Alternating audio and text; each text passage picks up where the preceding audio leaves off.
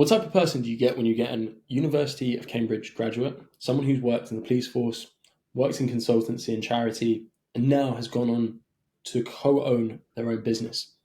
You get today's guest, Ellie Pyemont, who is just one of the most humble people I've ever met and just exudes such great positivity, optimism, and energy. You'll enjoy this podcast. We talk about how she has built her own AI agents to help her with her tender writing and bids, as well as the advice that she would give to her children, younger generations, and a throwback to the mid-2000s in the UK. Enjoy this podcast. As entrepreneurs, we all experience challenges in our business journey. I'm Joe Testori, and the Grappling Growth Podcast is my attempt at documenting my entrepreneurial journey while building my brands. I sit down with fellow entrepreneurs, understanding how they grapple with growth. I hope you find value and enjoy. Ellie, welcome to the podcast. Hi Joe, it's great to see you. It's great to be here. Thanks for having me. Good to talk to you again. Ellie, I'm curious, what does growth look like to you? That's such a good question. And I've been thinking about that a lot, knowing that we were going to be doing this. I think, obviously, the fundamentals being personal growth, it's very difficult to build any professional or business or commercial growth if you haven't kind of fully explored and kind of got that personal growth worked out, not necessarily like solved, but just exploring it, trying to find the answers, all of that kind of stuff. So I think that's super important. And then I think layering on top of that kind of professional growth in terms of skills, but then that unlocks the movement with kind of like team growth, business growth, commercial growth, kind of sector growth. So I kind of see it very much like kind of layering pyramids. And when you talk about that personal growth as the foundation, what does that really look like to you? What are the things that you do maybe on a day-to-day basis that prime this personal growth? I think the key bit for me is I honestly don't think anybody's got it really sorted out. And certainly like having had kids is the moment that you start thinking, right, I've got this unlocked, I've got it solved. This is how I'm going to personally grow, or my business is going to grow, or, you know, whatever happens. Then like that's the moment that something will change that's out of your control. And it's like, oh, right, yeah, new plan needed, new way of doing something needed. So yeah, I think coming from that point of saying that it is a perpetual journey, and that nobody really knows what they're doing and nobody's really got all the answers, and that we're all just kind of trying to work this all out together. And that sometimes you feel like you're kind of like heading up and you're like, oh, this is going well. But then otherwise it's like, actually, no, there's other areas for me to explore. There's new problems to solve, new complexities I hadn't really appreciated, that kind of thing. So yeah, and I think probably it's taken me a while to kind of learn that. And I think pretty much when I think back to myself in my 20s, I was very much like, I know what I'm doing. Like, I've got this sorted. It's all good. I'm just going to crack on and go down this road. But I think probably as I've got older, I've got kind of a bit more reflective of saying, actually, so much I don't know. I don't understand. I'm always trying to learn. So I think it's that always learning is the key. And I think particularly when I had kids when I was 30, who I always knew things were going to be a bit difficult, like professional growth, business growth, that kind of thing. But I kind of wanted to make sure that the only goal that I set myself was just to be still in the game once the kids were, at secondary school and things like that, still have something that I could offer, still be able to, have conversations like this and still be learning. So I was like, everything else, whatever that looks like, however that comes out, that's all kind of like on the table to explore, but not like growth has to look like this. Just finding out on the way, really. Knowing that you had kids at 30, if you could go back to 20-year-old Ellie, what is one golden rule for life you would share with her? That's an interesting question. I think, and do you know what, when I think about like 20-year-olds that I meet now, I'm just so impressed. Like, young people have it so much harder now. When I was that age, there was so much less to worry about. There was so much less pressure in terms of you've got to be able to do this. This is, loads of things were accessible, whereas it's so hard to access things for young people today. And I see so much energy and so much kind of determination and so much growth about people building their own things, starting their own companies, learning constantly. Whereas as a 20-year-old, I was like, well, I was a police officer. So I would turn up, do my job, have a lot of fun. I was like, the timescales were just so much longer. It was kind of like, I was just like, 5 years, I'll learn to be a police officer. I'll be making decent money. I'll have fun. I'll have annual leave. I'll go on holidays. I'll do this. I'll do that. Maybe save. It was so much. That was all kind of before the global financial crash, that kind of stuff. And that sort of changed everything for a lot of people, like financially and career-wise. And we just had an easy ride. Like, I honestly just feel that I was really lucky, had an easy ride. And I wouldn't tell her to do anything different because it was a time then. But I think if I was 20 now, I'd find it really hard to kind of manage some of that pressure around what you need to do in order to progress, because it was so easy to progress back when I was 20. And it's kind of, there was so much more time, which is something that I really feel is hard for the younger generations today. And I'm just insanely impressed by like every 20-year-old and 25-year-old that I meet. And I could when I was 20, it'd be like, how are you even functioning? Like, you're not a proper functioning adult. Whereas I see incredible 20-year-olds who are building businesses and do incredible things, with teams, in business, in commerce, in technology. Yeah. It's that's not about kind of growing business, but that's what I've been kind of thinking about. And yeah, she was all right, but she was just taking it easy. It's interesting because I feel I was talking to a friend last week, and he was saying that this generation, so I'm 30, he's 29 in 2 months, but he's saying, this generation, they've got it so easy to build a business. But it's always interesting because you look down the generations and up the generations, and you make up narratives in your head of what their lives are like, or how easy it was, or how difficult it is. And I interestingly think the guys who are or the men who are 40 to 45 now, they had a really nice generation where it seems like they were growing up in the mid-2000s, really enjoying themselves, weren't really worrying about social media and external pulls, and they really just lived in the moment. When I look back at the mid-2000s, I mean, I was a kid, but I remember just the older guys who I knew, whether it be my dad's mates or I've got a friend who's got brothers, and that seemed to me like it was a real good golden period. I agree. And so I'm probably like, on the female side of that, I'm 45 this year. When I think back, I've got a really clear memory of when I started uni, that I just thought to myself, it was great to be leaving home. I was like, I've got all this freedom that, it was so fun. I was like, all I need to do is I'll just get 2-1 and then I'll be fine. Like, don't need to do anything. Like, don't need to try and build anything whilst I'm there. Like, my primary job is to just make sure I get a 2-1. Student loans, like, my fees were £900 a year. I took a student loan, but it was 0%. Like, when I feel about, young people today and then trying to grow, and they've got, the student debt to manage.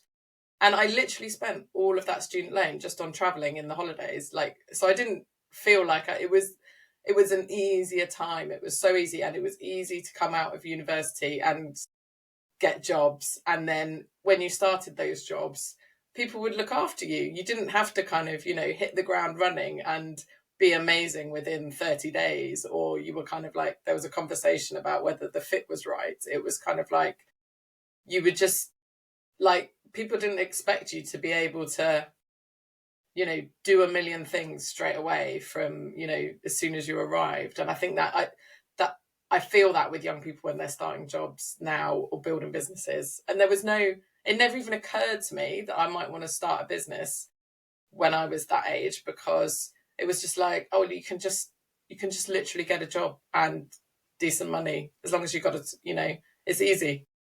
And yeah, so it was, I'm in awe of, the younger generation and everything that people have to deal with now and the things that people can do.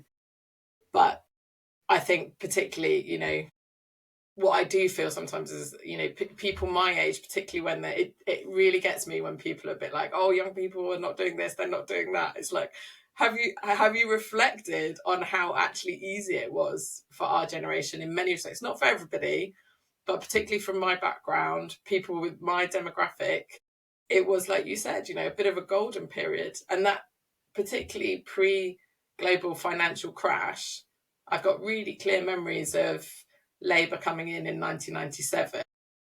The feeling around was just things do only just get better. We are on this perpetual growth and progress and improvement.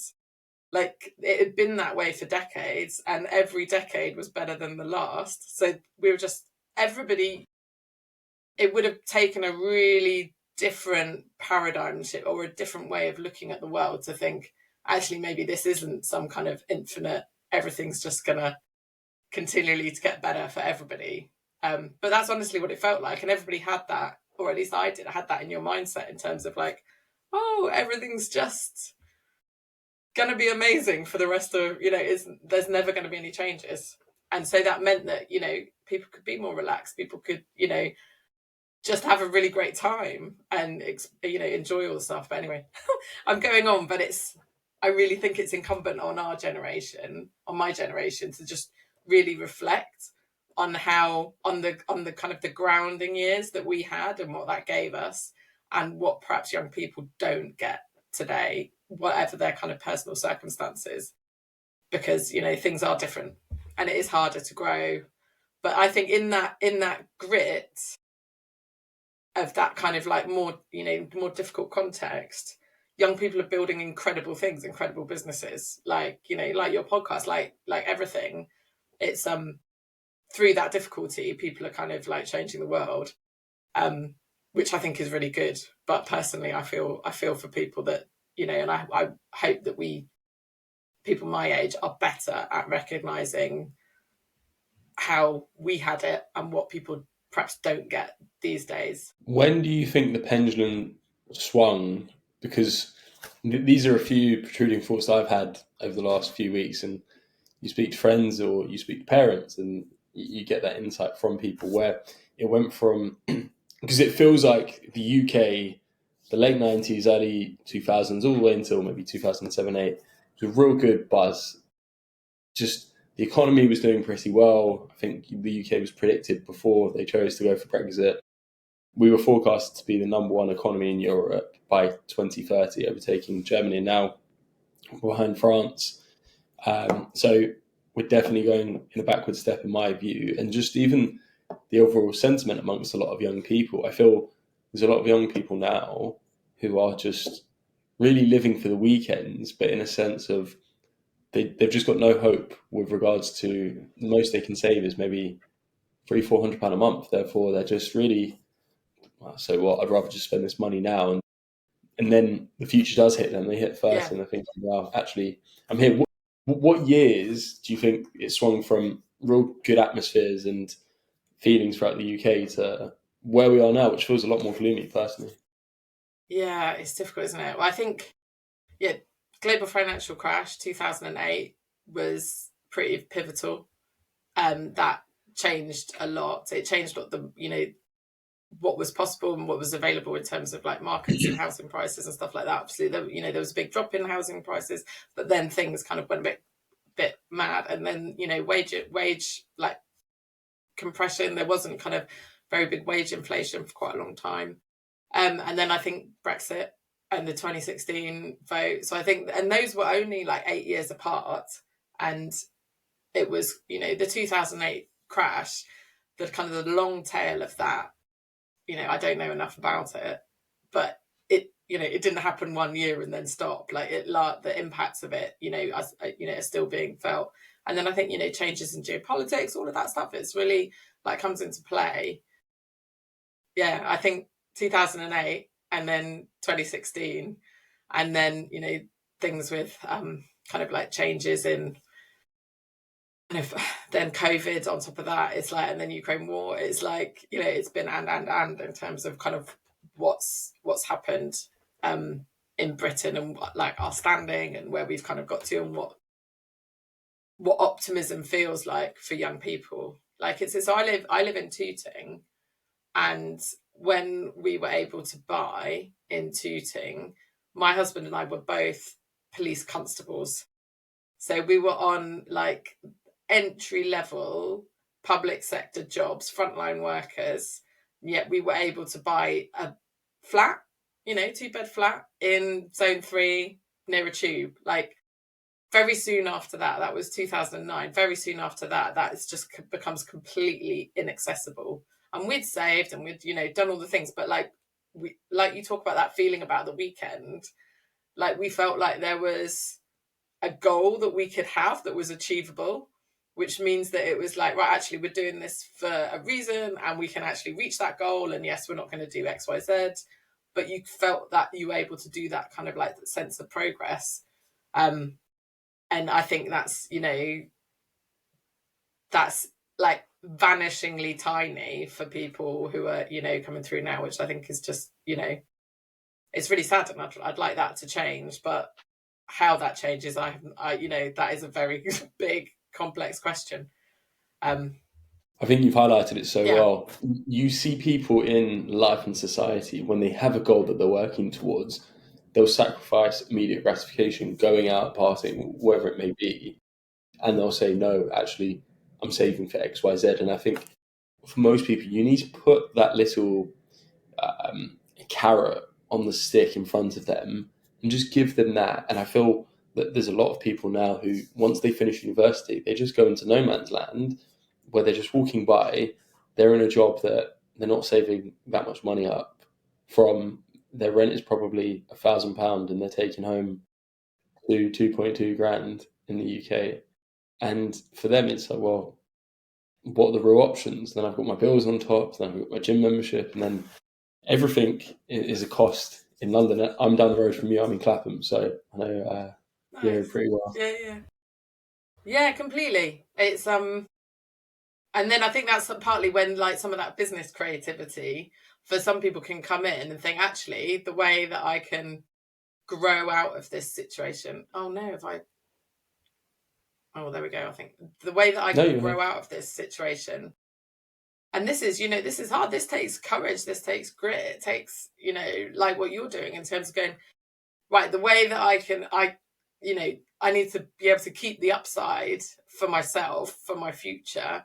So the way that I can do that is by going into business, by building something that is creating like inherent value, so that you're not trading, you know, you're not on a that kind of wage cycle where you get a set amount each month. It's like if you can create enough value, then that's going to kind of, you know, you're in control, or you can take off that cap of where you are monthly, which I think is part of the reason why there's such amazing businesses being started by young people.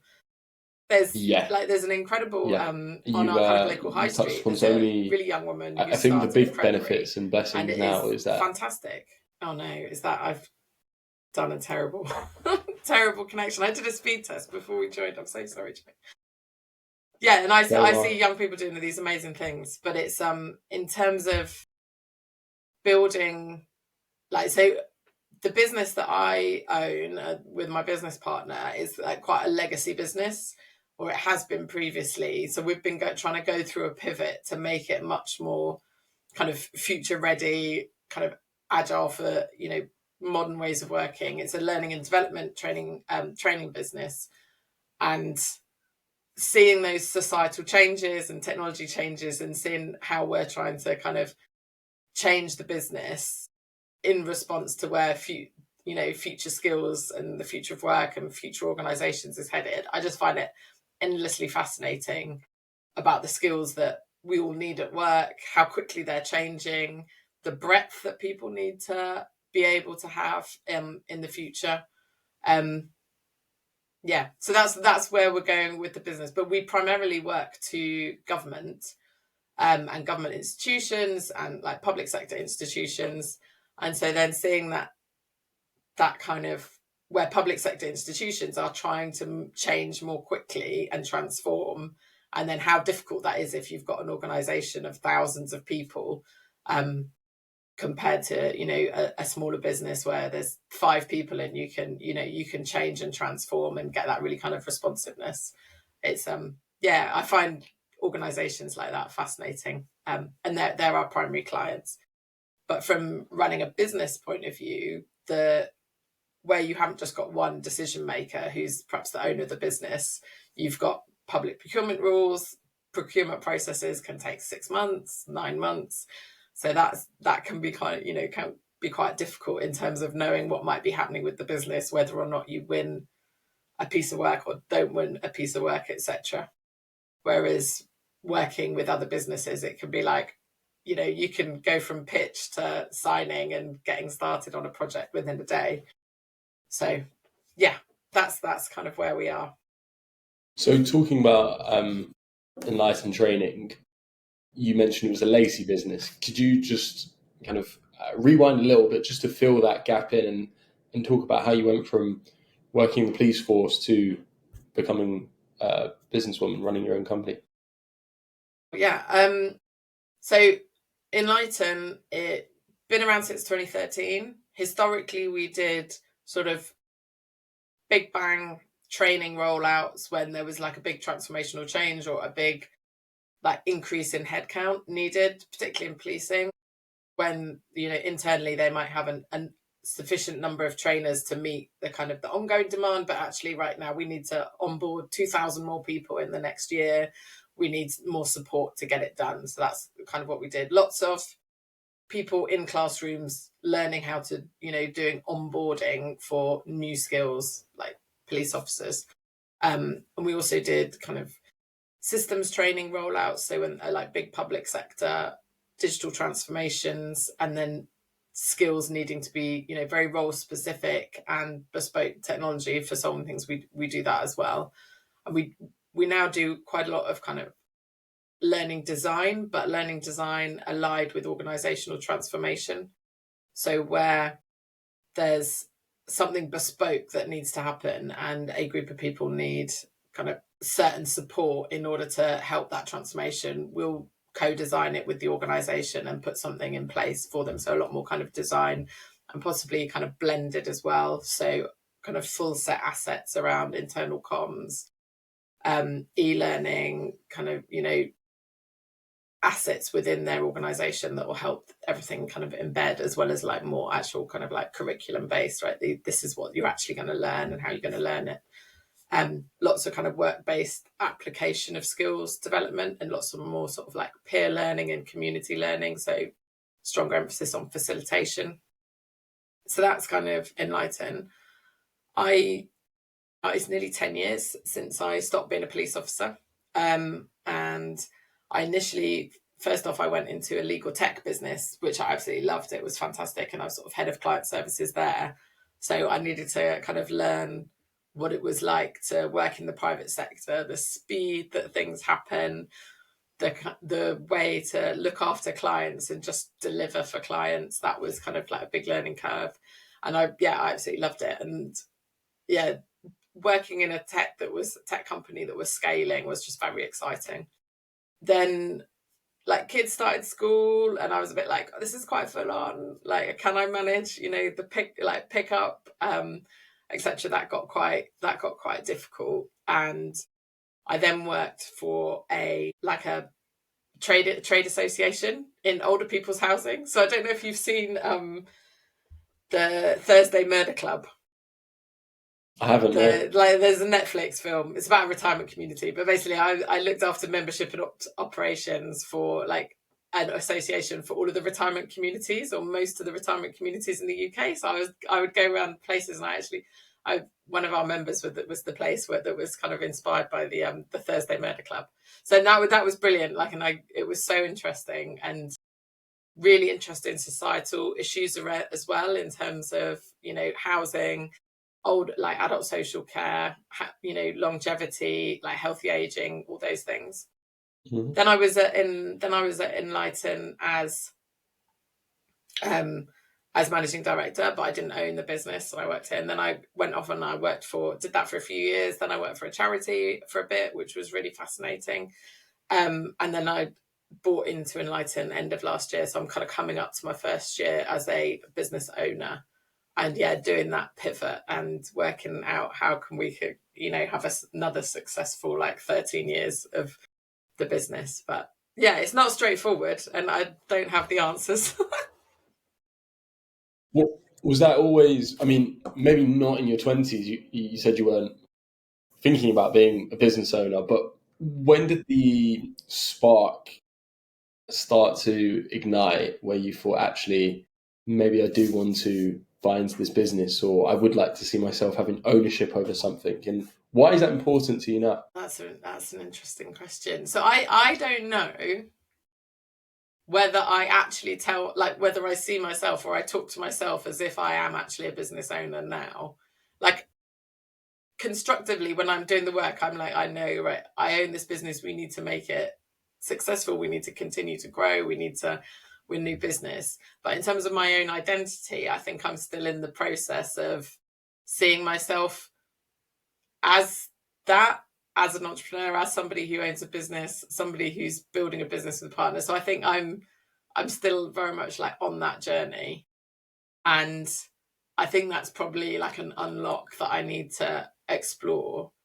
And I think part of it is that previously, when I was moving jobs or exploring different areas, understanding and then being able to see myself as a generalist, and actually, I can slot into different sectors. I can, build teams in different sectors. For a very long time, I thought of that as myself as, this is just me. I'm a bit flighty. I'm a bit non-committal. I go from sector to sector because I like exploring, because I've got kids at home, so I can't explore the world as much as I did before. But so this is a way that I explore and learn, and I do it through work and different teams and different sectors and organizations.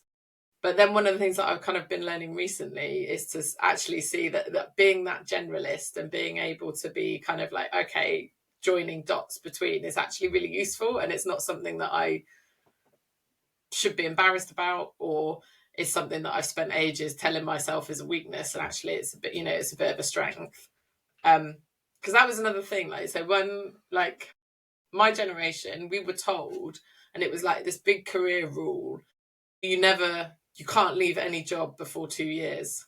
If you do that, you're killing your future. Yeah. It's and I see CVs from young people with, shorter, and if there's a good reason for it, it's great, you're moving forward. Sometimes, I definitely did things before and just stayed because it was can't break that rule. 2 years, even though it might have felt it wasn't the right fit, it's no, that's the rules. You've got to stick to the rules. And I love the fact that people are actually you know what, I'm going to make my own rules. The rules that, existed before don't necessarily apply. So I can choose what's right for me. Whereas it was very much no, these are the rules. You can't apply for that. You can't do this. You can't do that. And I love that that's changed now. And I think with that, kind of seeing myself as a generalist and seeing that as a strength, I think the next step for me is to see, actually, no, I am entrepreneurial and I am a business owner, and I can be in those conversations, and I don't need to apologize or pretend that it was some kind of accident just because my friend was hey, do you want to invest? Do you want to should we do this together? It's no, actually, I really enjoy it.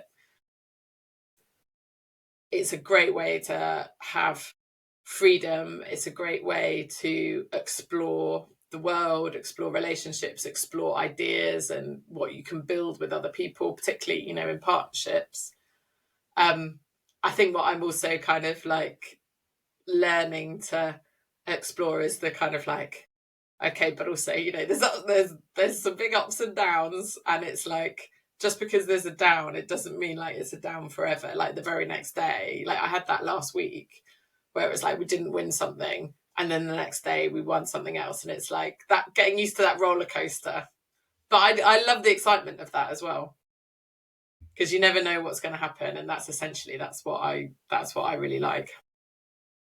You were, and I love the fact that I think the summary that I've got there is people, a lot of people now, we're feeling that there's this linear path as to how things are done. And I think, if I do say so from the outside, you sounds as though you've disregarded the status quo and you've said, I'm just going to do what works best for me now. And all these negatives are perceived negatives, but equally they're perceived positives that I can then put into their own box and say, if I want to be a high agency generalist, well, actually, that's a real benefit in me moving from place to place. And hopefully, these are invaluable lessons that you're passing on to your kids and equally people who run through your team. And I've never fully got it when I've had people come and go through my company, but I never got too attached and thought, well, I'm going to be with this person for the next 30, 40 years because I know it's the cycle, it's the process. It's just about making sure you have the best journey at that point. You going through that process, hopefully you're not suffering from imposter syndrome where you're saying, well, what am I doing? You've probably looked at it and thought, I know 90% of what I've been doing for the last 10, 15 years, and now I'm just slotting into this new thing. And now it's just a new label that says I'm a business owner, but everything else is roughly the same. There's probably a few differences and things that you're doing for the business that you thought, oh, actually, I didn't know we had to do this. I'm intrigued. I know a large part of your business is tendering, and you've been implementing AI into that process. Yes. How does that look for you, and how have you found that over the last 12 months running the business and being co-owner? Yeah, it's such an exciting time. Like, it's so exciting about what is possible. And I think particularly in the sort of the tendering process, obviously, if there's not, a rule in a tender process that you're not allowed to touch AI, then obviously we comply with that. But where that isn't the rule, and I think in the interest of taxpayer value, use in the public sector, it's really important to deploy and save taxpayers money by doing things as efficiently and as safely as they can at scale. So I did one really big tender process recently that just the amount of documents that were released by the client there were 33 documents, and the amount of documents that I produced in order to be considered for it to kind of put in for the bid, like I think there must have been about 20, something like that. And I used Google Apps Script, and I used like a Gemini Pro API to create because I know the tendering process well, but I created probably about 20, 25 agents that all kind of loop together within our enterprise Google Workspace to be able to then create the responses, but then sort of iterate, feedback, consider the whole piece, making sure I was aware of that it was the ideas that I was coming up with were deliverable in terms of like within the commercial envelope, within the practical envelope, all that stuff. And it was, I think, so I ended up being able to do it probably in about a week and that was building the solution at the same time as answering the tender. And it definitely got, so towards the end, I was a bit like, oh, okay, I've got, 48 hours to go and I've got not one finished response because I need to build this next agent and hook it into the others and then test it and then go again. But it was very exciting, and I just absolutely loved learning how to do that stuff. And I hadn't done science since I was 16. I did maths at A level, but I didn't, I'm not a technical person.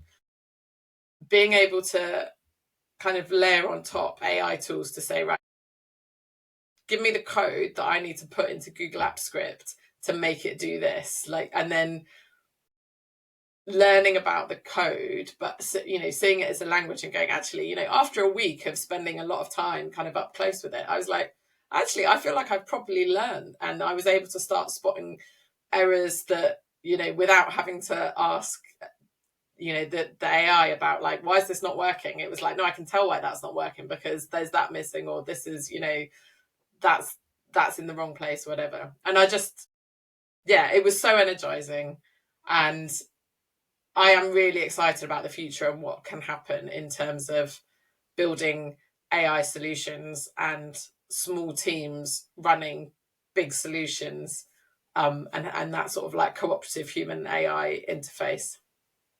Yeah, I think we're so lucky to be alive and like being part of this now. the sweet spot is where you get artificial intelligence and human intelligence to come to one, and then just exemplify everything you're doing within your teams. And I think the people who are afraid of AI are just afraid of not adopting it. It's the people who adopt it, know how to adopt it. They're the ones who are really going to win, because AI is not directly coming for your job. It's just people are using it to replace low-level skill sets and repetitive tasks that they would have just previously looked at just giving to a VA or someone there. You touched upon so many cool things, and that agent, you said there was about 25 different agents within there to build this tender process. How have the results been so far? Yeah, really good. I can't. So that's still ongoing. It's still an open question mark, but I'm optimistic on that one. Okay. That I specifically did. So what I'm doing at the moment is that I need to extricate the agents from that specific use case and make it into a kind of in ones that are open for that we can deploy for all. Next time we've got a kind of a big tender to go, and that's it's not a massive job. I just need to do it, but we've got other projects kind of kicking off. But it means that we'll be able to like play in arenas that previously you'd have to have a huge a significant outlay, like the cost to entry into some of these competitions for like significant multi-year, multi-million tenders.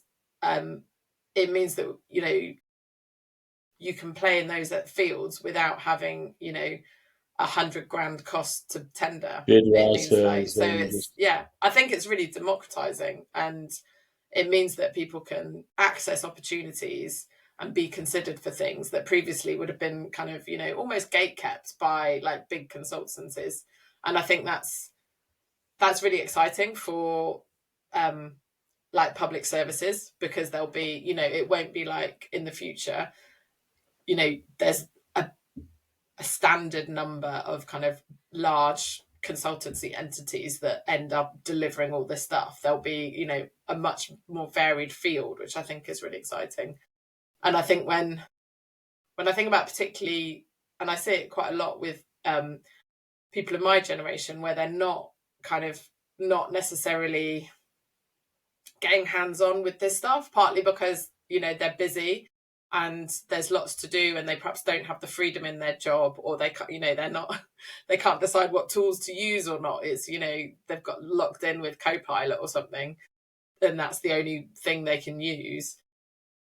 Like that skill debt and that skill gap around being able to just play and see what's possible and learn through that is just so important. And we're 3 years in now, and the learning that kind of happened within that since November 22, that's a long time. That's a lot of compounding experience if people are getting hands-on. And I do worry, and I always try and encourage people to say, look, just give it a go.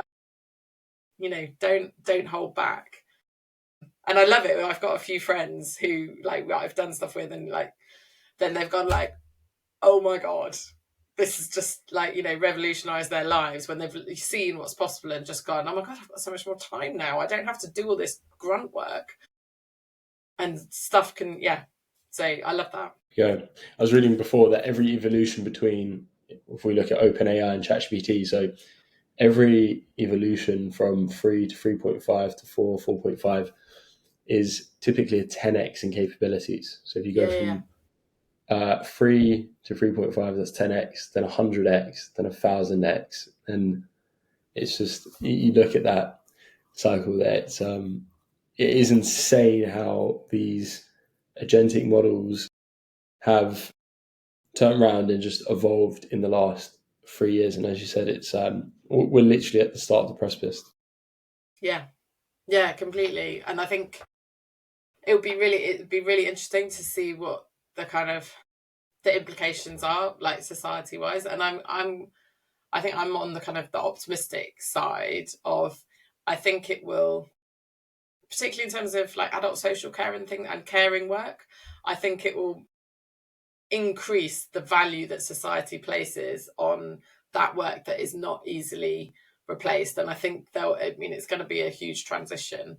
But I think in terms of, I think particularly, when I was working in older people's housing and adult social care, like people doing those frontline care roles need to be paid at a level, and soon I think that there'll be this balancing out, and I think it's going to be quite painful. But I think also I'm also a swimming teacher, and there's roles like that are not easily, large scale roles where there's a workforce which is doing a important job that is in the physical world in potentially dangerous environments that technically there could be a robot, and there are, like, so you can get AI that does swim coaching, but it's really fine tuned, like sort of like Olympic level elites. You get it fitted at the bottom of the pool, and then it kind More of margins, really closely monitored.